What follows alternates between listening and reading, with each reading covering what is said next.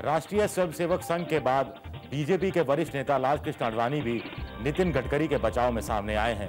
आडवाणी ने नितिन गडकरी के जांच के प्रस्ताव का स्वागत करते हुए कहा है कि इससे पार्टी को घबराने की कोई बात नहीं है। आडवाणी ने कहा है कि अपने पाप धोने के लिए यूपीए पूरी राजनीतिक बिरादरी को एक रंग से रंगने की कोशिश कर रहा है। इसी के तहत विपक्ष के नेताओं पर भी आरोप लगाए जा रहे हैं। नितिन गडकरी पर लगाए गए आरोप इसी की कड़ी है। आरोपों का मकसद यूपीए पर लग रहे आरोपों को दबाना है, लेकिन मेरा मानना है कि बीजेपी इन सब से अलग है। गडकरी पर जमीन की गड़बड़ियों के जो आरोप लगे हैं उनका मीडिया में ही खंडन हो चुका है। अपनी कंपनियों में निवेश के विवाद पर गडकरी खुद कॉर्पोरेट मामलों के विभाग से जांच की मांग कर चुके हैं। गडकरी का ये कदम सही है। ये दिखाता है कि बीजेपी कैसे सबसे अलग है। ध्यान देने की बात यह है कि आरोप कारोबार के तौर तरीकों को लेकर है, सत्ता के दुरुपयोग या भ्रष्टाचार का मामला नहीं है। सरकार ने भी जांच की बात कही है और मैं उम्मीद करता हूं कि जांच निष्पक्ष होगी। मैं गडकरी को जांच की मांग करने के लिए बधाई देता हूं। कांग्रेस ने नितिन गडकरी के बहाने भारतीय जनता पार्टी पर हमला बोल दिया है। कांग्रेस प्रवक्ता राशिद अल्वी ने नितिन गडकरी पर हमला बोलते हुए कहा कि बीजेपी के अध्यक्षों का इतिहास दागदार रहा है। राशिद अल्वी ने यह भी कहा कि भारतीय जनता पार्टी को इस पूरे मामले पर सफाई देनी चाहिए। देखिए, भारतीय जनता पार्टी का ये कोई नया मामला नहीं है।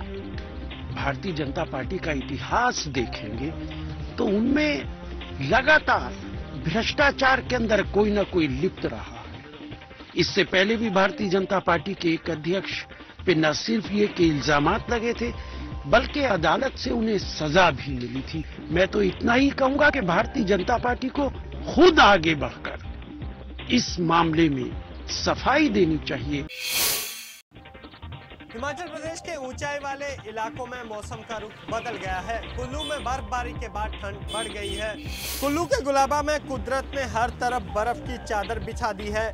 पहाड़ों पर ही नहीं, पेड़ों पर भी बर्फ ही बर्फ दिखाई दे रही है। बर्फबारी का आनंद लेने के लिए बड़ी तादाद में पर्यटक पहुंच रहे हैं। नवरात्रि के आखिरी दिन यानी रामनवमी को नवी मुंबई वाशी में आयोजित कार्यक्रम में शाहरुख पहुंचे तो लोगों में जोश आ गया। शाहरुख ने भी लोगों के साथ जमकर मस्ती की।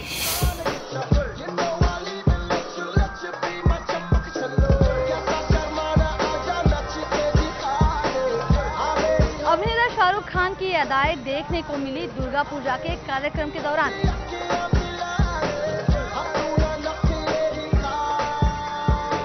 शाहरुख ने 3 लड़कियों को मंच पर बुलाया और उनके साथ जमकर थिरके। एसएस फाउंडेशन और वाशी बंगाल ट्रस्ट ने रामनवमी के मौके पर इस कार्यक्रम का आयोजन किया था। शाहरुख को खास मेहमान के तौर पर इस कार्यक्रम में बुलाया गया था।